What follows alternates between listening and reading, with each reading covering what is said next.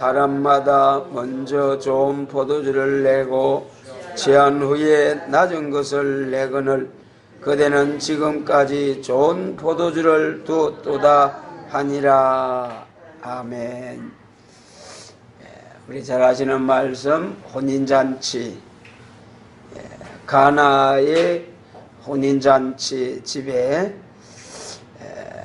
포도주가 떨어졌는데 어머니 마리아의 부탁과 또 예수님 말씀에 순종한 하인들의 그 순종을 통하여 나중에 처음보다도 나중에 더 좋은 포도주로 손님을 대접하게 된 잔치집 내용 말씀입니다. 예수님께서 세상에 오셔서 처음 행하신 기적으로 물로 극상품 포도주가 되게 하신 일이죠. 우리는 어째서 하나님의 아들이 세상에 와서 이러한 기사를 먼저 보여주었느냐는 것을 알아야 하죠. 여기에 큰 진리가 있는데 순종하는 자에게 좋은 열매가 나타나는 것을 보여준 것입니다. 순종치 않으면 극상품 포도라도 접이 변하여 접이 변한 것 같이 될 것이요, 절대로 순종한다면 물이 포도주가 되듯이 극도로 좋은 열매를 맺는 생활로 변해지는 일이 있게 된다. 여러분, 우리는 처음에 좋은 것보다도 나중에 좋고 잘 되는 게 훨씬 유익하지 않습니까?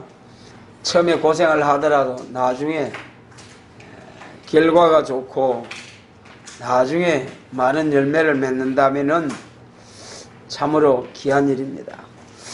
그래 오늘 본문 10절 말씀에 연회장이 물로 된 포도주를 맛을 보고,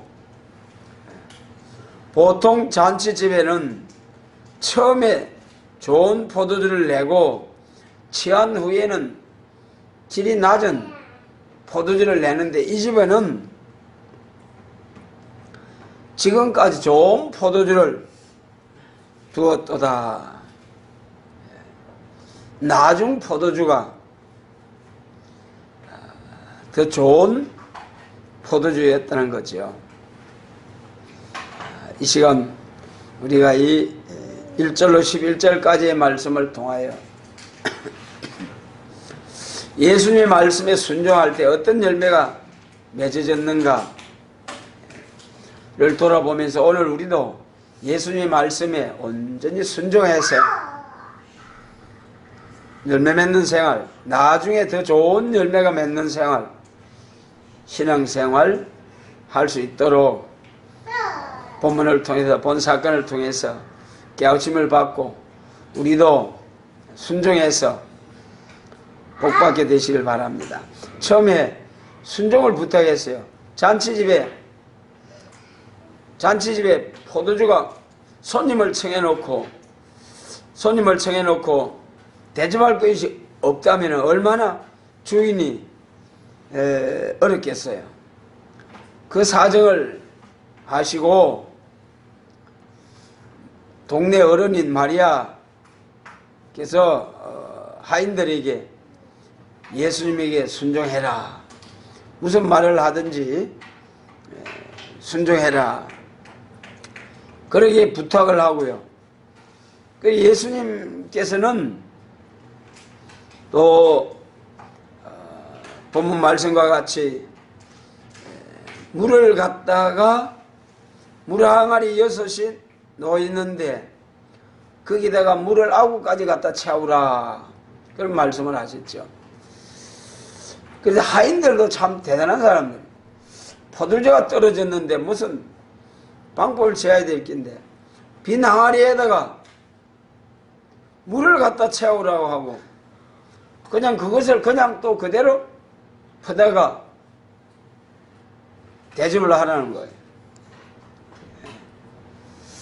뭐 포도주를 탄다든지 무슨 포도주를 사다가 붓는다든지 사람으로도 이해할 수 있는 방법을 취하셔야 될 터인데 도무지 이해할 수 없는 방법을 행하시는 것을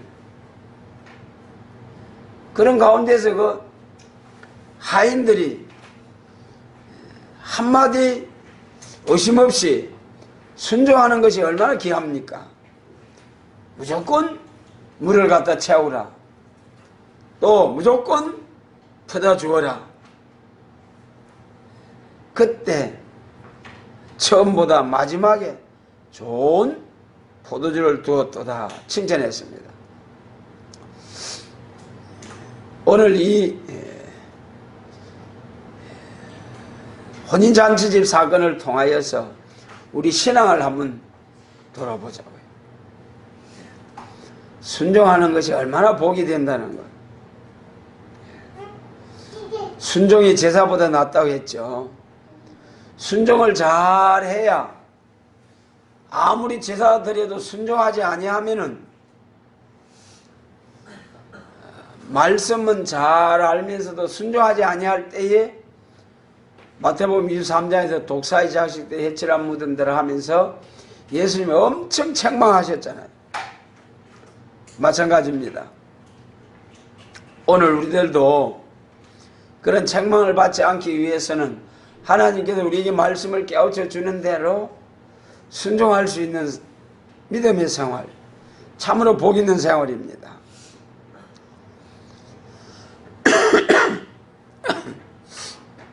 그래도 이 순종이 제사보다 낫다.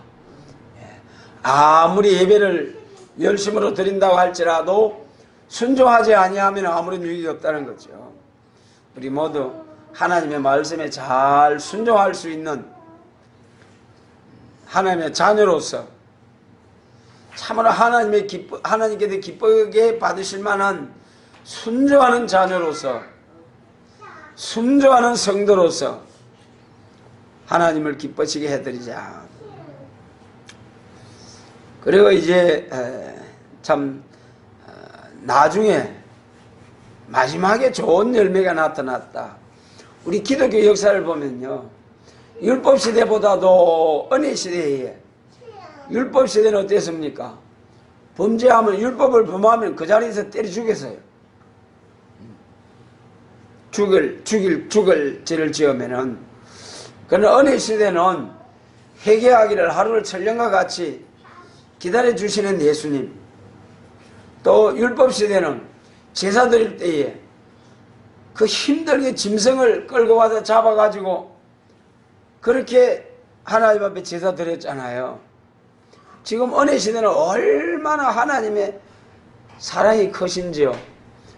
그냥 하나님 앞에 나와서 예수님 이름으로 독생자를 내어주시고 우리 예수님 십자가에서 고난받으신 그 공로와 그 하나님의 사랑을 믿고 하나님 앞에 나와서 예수님 이름으로 예배를 드리면 받으시고 은혜를 내리시는 하나님, 여러분 얼마나 감사해요. 은혜시대가.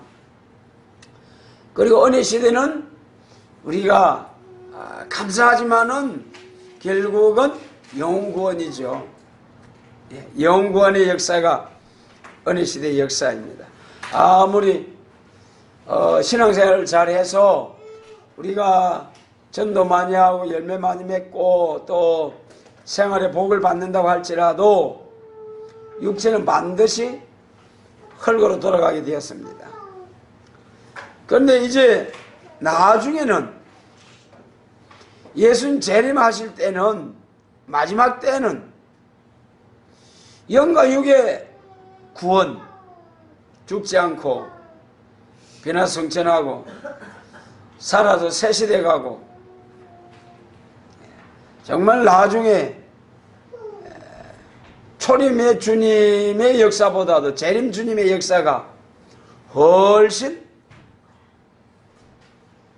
물론 다 같은 주님의 역사이겠습니다마는 재림하시는 주님을 영접하는 성도의 영광이 여러분 아무래도 우리 사람이 죽음을 앞에 놓고 살기 위해서 얼마나 애를 씁니까? 결국은 살 수가 없을 때 포기하는 것이지, 조그만한 희망이라도 보일 때에 얼마나 살려고 노력을 합니까? 그런데 여러분, 영원히 죽지 않게 해주신다는 거죠. 육체 구원, 또 살아서 믿는 자는 영원히 죽지 아니하리라. 우리 예수님, 내가 이것을 믿느냐? 주여 내가 믿나이다 그랬잖아요. 마찬가지로 오늘 우리들도 이제는 마리아 때는 나사로가 잠깐 동안 다시 살아가지고 또 죽었잖아요.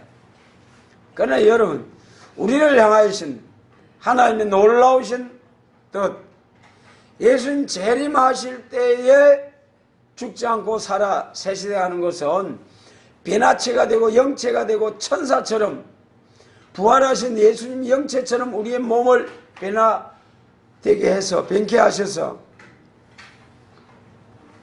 그래서 영원히 죽지 아니하는 몸으로 개조시키시고 신창조시켜 주신다.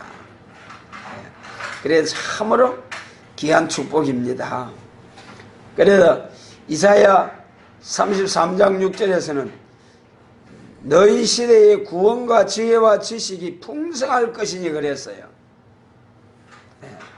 우리 같이 한번 합니다. 너희 시대에 구원과 지혜와 지식이 풍성할 것이니 여호와를 경외하는 것이 너희 보배니라. 할렐루야. 여러분, 여호와를 경외하는 것이 너희의 보배라는 거예요. 오늘 여호와 하면은 그만 이상하게 생각하는 사람들 많이 있잖아요. 그러나 실상은 우리가 하나님의 역사는 구약시대의 성부 하나님께서 언약을 세우시고 그 언약대로 예수님이 오셔서 영혼 구원의 역사, 은혜시대, 예수님의 변론, 또 성령님의 변론을 통하여 은혜시대 영혼 구원의 역사, 성령 충만을 통해서, 예수님이 보내신 성령을 통해서 우리가 완전한 인격이 이루어지는 거예요. 완전 인격이 이루어지고 나면은 새시대에 갈 하나님이 예수님 재림하실 때 환난 가운데서 구원받게 될 사람이 다 이제 나오게 돼서, 알고는 알고끼리 쭉정이는 쭉정이끼리 모이게 되면은 그때 변화 성도는 들림받고,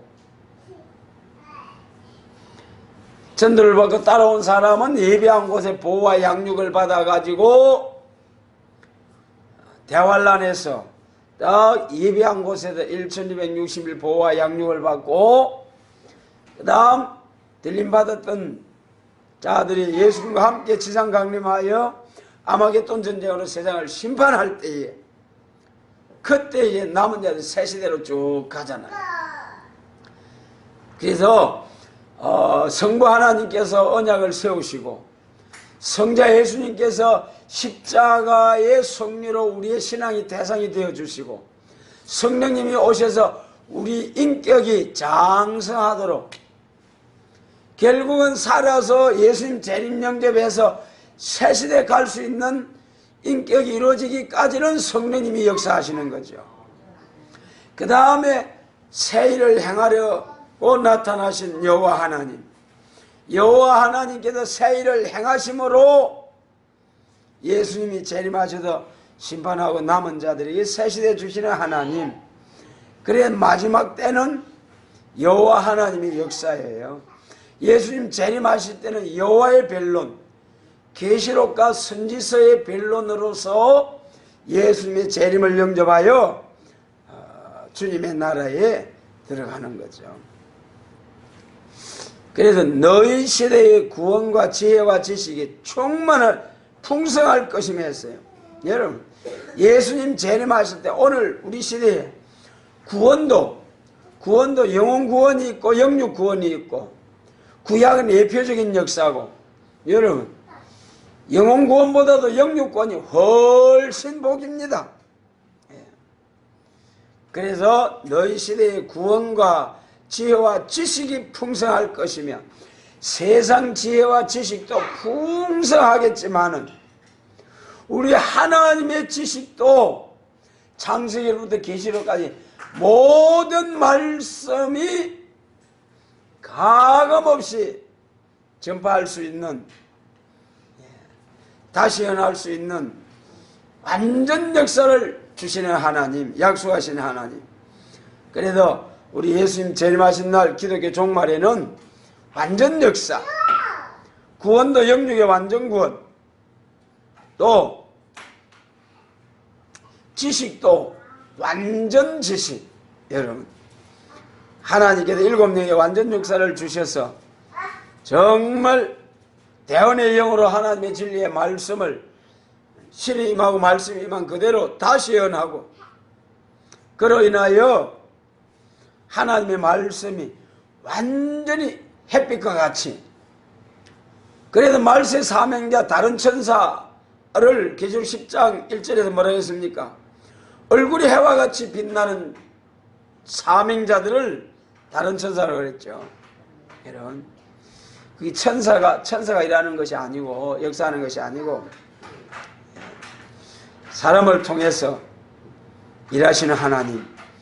그리고 그 천사의 말세 사명자의 얼굴이 해와 같이 빛나고, 또 교회도 해를 입은 여자 교회로서 조금도 어둠이 없고 조금도 말씀에 희미한 것이 없이 완전히 말씀이 밝아지고 모든 말씀이 다 밝혀지는, 희미한 것이 하나도 없는. 그래서 기독교 종말에 예수님 재림하실 때는 완전 역사. 이날까지 우리 교회가 말이죠, 훌륭한 목사님, 훌륭한 교회는 있어도 완전한 목사님은 없어요. 참으로 세계를 누비며 일을 많이 하신 훌륭한 목사님들 많이 계십니다만은 어느 누구 한 분도 완전하게 역사하신 분은 없습니다. 그러나 예수님 재림하실 때는 완전 역사를, 완전 지혜를, 완전 지식을 주셔서 지혜와 지식이 풍성할 것이니, 최고의 지식. 여러분, 우리 기독교의 최고의 지식이 우리가 변화를 받는 거죠. 영육 구원이죠. 여러분, 또 최고의 지식이 지금까지는 기독교 2000년 동안 세계적인 복음운동, 복음 확장. 그러나 이제는 세계 통일, 예수님의 재림과 그리스도의 왕국, 세상 나라가 우리 주와 그 그리스도의 나라가 되어서 1000년 동안 그리고 영원토록 왕노릇하게 하실 예수님, 또 그로 더불어 왕노릇하게 될 순교자와 계시록 20장 4절과 같이 순교자와 변화성도. 그래서 이 성경이 66권의 성경이 예수님 재림하심으로써 다 이루어지는 거죠. 천년왕국이 이루어지면 자동적으로 무궁세기까지 쫙 가는 거죠. 그래서 참으로 여기 잔치집에서 나중에 좋은 포도주를 낸 것을 연회장이 칭찬하신 것처럼 우리 기독교 복음이 학개서 2장 9절에서 그랬죠. 이전의 나중 영광이 이전 영광보다 크리라 그랬습니다. 이전에 우리 교회의 영광이 초림주의 영광보다 재림주의 영광이 크고,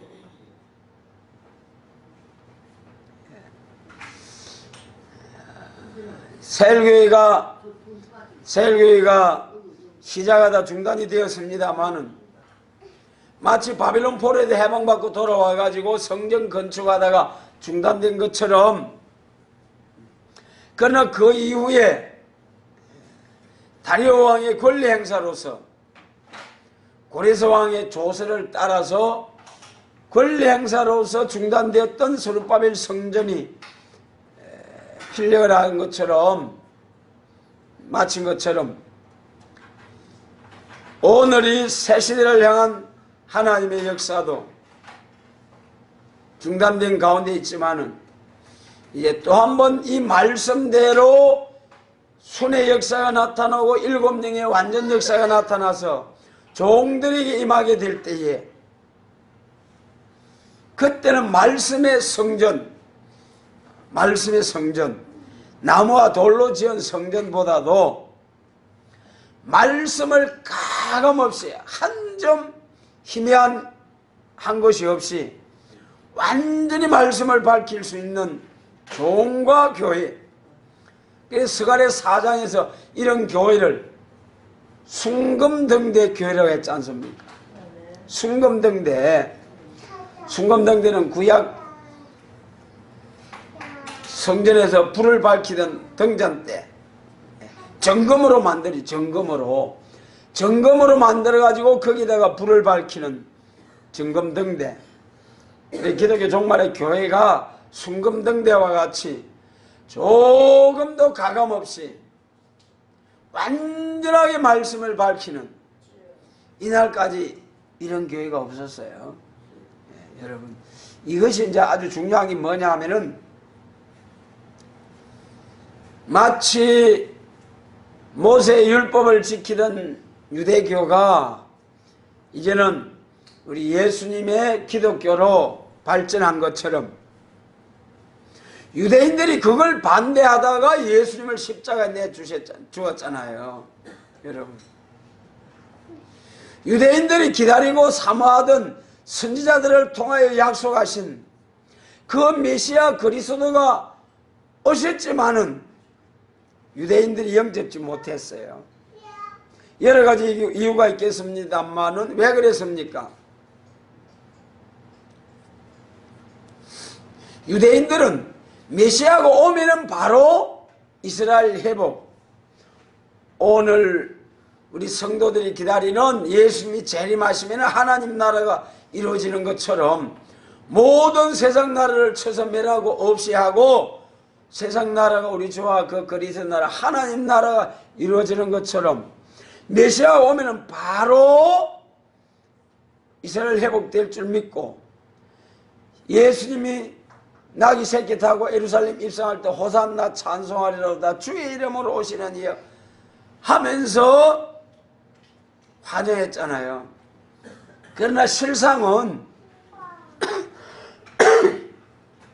우리 이사야 40장이나 42장이나 시대적인 역사를 말씀하실 때 예수님이 오시고 이방의 빛이 되는 세계적인 복음운동이 있고 그 다음에 강한 자를 들어도 부패한 이스라엘을 치고 부패하지 아니한 남은 자를 들어서 강한 이방을 쳐서 없이 하는 성리가 있고 비로소 새 시대가 온다. 이것을 유대인들이 예루살렘 교회가 몰랐던 거죠. 유대인들은 율법 시대와 은혜 시대를 몰랐다니까는요.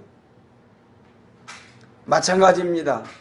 초림주로 오실 때와 같이 예수님 재림하실 때도 여러분 자칭 유대인이라 하나 실상은 사단의 회라 하신 말씀처럼 재림하실 때도 구약 이스라엘 종말이 영적 이스라엘 종말을 예언적으로 보여준 성경이죠. 그렇기 때문에 예수님 재림하실 때도 초림주로 오실 때와 같이 교회가 혼란해지고 그래도 오늘날 세상에 많은 교회가 있지만은 마치 유대인들이 메시아 와서 이스라엘 회복될 것을 믿은 것처럼 오늘 은혜 시대의 교회가 이대로 나가면서 예수님 재림하시고 재림 영접하여서 하나님의 나라가 이루어진다고 믿고 있죠. 그러나 성경은 반드시 은혜 시대에 십자가의 도, 십자가의 법이 지나가고 예수님 재림하실 때에 이후에 마땅히 될 예언의 말씀, 재림에 관한 작은 책 요한계시록, 그리고 계시록 10장 7절에서 하나님의 비밀이 그종 선지자들에게 전하신 복음과 같이 이루어진다는 말씀과 같이 계시록과 선지서를 다시 예언함으로 계시록과 선지서에 기록된 말씀대로 재림하시는 주님을 영접할 수 있는 사명자와 교회가 되는 것입니다. 그래서 여러분, 이제 교회가, 은혜 시대 교회가 예수님 재림을 영접할 수 있는 환난 시대 예언의 말씀을 지키는 교회로 발전해야 되는 거예요. 이제는 세계적인 교회 확장이 이루어졌다면은 세계 통일 하나님 나라가 이루어지는 교회로 발전해야 된다는 거예요. 그래서 초림주의 역사보다도 재림주의 역사가 더 마치 혼인잔치 집에서 나중에 좋은 포도주를 낸 것처럼 이제 이 기독교의 역사가 초림주님의 역사보다도 재림주님의 역사가 더 좋은 포도주, 더 좋은 영광, 축복. 그래서 여러분, 우리는 나중에 좋은 것 주시는 주님 앞에 우리가 참 초림보다도 재림주의 영광, 이 영광 가운데로 저희들을 불러주신 하나님 감사를 드립니다. 그래서 이사야 55장에서 너희는 값없이 돈 없이 포도주와 젖을 사라. 그래야만 내 영혼이 살리라 그랬어요. 포도주, 하나님의 말씀으로 먼저는 영혼을 살리고 다음에는 영과 육을 살리고 먼저는 세계적인 복음 확장, 복음 운동이 있고 나중에는 세계 통일, 그리스도 왕국을 이루는 역사. 그래서 여기 포도주가 먼저 나온 포도주보다도 나중에 나온 포도주가 더 좋다고 칭찬한 것처럼 우리 기독교의 역사도 초림과 재림 놓고 볼 때에 초림주의 역사, 영광도 귀하고 크고 위대하고 참으로 복입니다마는 이제 재림하시는 나중 영광, 학개서 2장 9절 이전의 나중 영광이 이전 영광보다 크리라 하신 말씀하신 바와 같이 물론 구약시대는 예언만 해놓고 실상은 솔로몬 성전과 스룹바벨 성전 비교해 보면은요 솔로몬 성전의 영광이 훨씬 컸죠.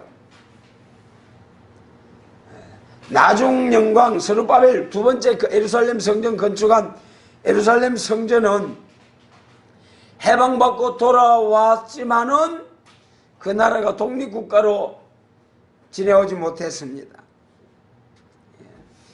그러나 예수님 재림하실 때에 나중 영광에 참여하는 교회, 참여하는 성도는 1000년 동안 주님 모시고 혼인잔치, 여러분 계시록 7장에서 주님께서 저희 눈에서 눈물을 씻어 주시리라고 하셨지 않습니까? 여러분 예수님께서 재림하시면은 예수님을 위하여 헌신하고 충성 봉사하고 희생하고 주님을 위해서 살아온 사람들이 얼마나 귀하고 얼마나 주님의 기쁨이 되겠습니까? 그래서 이 혼인잔치 순종할 때에 좋은 우리 변하여 포도주가 된 것처럼 오늘도 우리의 생활 속에서 하나님의 말씀에 순종하는 신앙생활이 되어서 하나님 앞에 나중에 좋은 열매 맺는 그런 교회로서 사명을 다할 수 있도록 우리가 최선을 다해야 되겠습니다. 그리고 참 이제 중보기도, 마리아가 예수님께 부탁을 하셨잖아요. 오늘 우리도 중보기도, 이 기도가, 기도의 힘, 기도의 능력, 기도는 말이죠, 하늘의 능력을 끄집어내는 기적을 나타낼 수 있는 도구가 기도입니다. 사도행전 5장, 사도행전 12장에서 베드로가 전도하다가 옥에 갇혔잖아요. 교회는 전혀 열심히 기도하더라 그랬는데, 기도를 해놓고 하나님이 옥문을 열어서 베드로를 풀어준 거예요. 그래서 교회로 달려가서 문 여시오 하고 하니까 로데라는 기적아이가 나와서 베드로의 음성을 듣고 문을 열어주고 들어가야 되겠는데 너무 생각 밖이라서 문도 열어주지 않고 기도하는데 쫓아 들어가가지고 베드로가 왔습니다. 베드로가 왔습니다. 그러니까 그 안에 기도한 사람들이 믿었습니까? 안 믿었습니까? 네가 미쳤나야? 어? 베드로 사도 감옥에 가 계시는데 베드로가 지금 무찌올 끼고 그러면서 믿지를 못해. 기도해놓고도 믿지 못했어요. 그래가지고 오늘 여러분 기도하면 이런 상상도 못할 기적이 나타납니다. 그 요나서에서도 니느웨 요나가 같이 하루길을 외칠 때에 하루길을 외치니까 백성들이 막 회개하고 그랬지 않습니까? 그러니까 왕이 그 소문을 듣고 막 금식을 선포하고 그래가지고 기도로서 나라가 살았습니다. 하나님의 심판이 임하지 않았습니다. 오늘 우리들도 기도의 힘, 정말 하나님 앞에 서로가 서로를 위해서 기도하고 하느님의 하늘의 능력을 체험하는 기도, 기도에 힘쓰는 우리 교회와 우리 모두가 되셔야 합니다. 우리 모두가 과연 하루 우리의 생활 속에서 얼마 동안, 몇 분 동안, 몇십 분 동안 기도하는지, 또 과연 하나님이 오냐 하면서 바로바로 받으실 만한 기도를 드리는지 우리 자신을 살펴서 공과 같이 비루짖고 비둘같이 슬피우러도 하나님이 듣지 아니하시는 기도가 있다고 하셨지 않습니까? 하나님이 받으실 만한 기도, 우리 자신을, 너희 자신을 하나님 앞에 산 제사로 드리라 하신 그 로마서 12장의 말씀처럼 우리가 헌신하면서 하나님이 기쁘게 받으시는 기도를 드리면서 나중 영광에, 나중에 더 좋게 해주시는 주님의 그 은혜를 체험하는, 날마다 기적을 체험하는 우리의 신앙생활이 이루어질 수 있도록 전능하신 주님께서 도와주시기를 원합니다.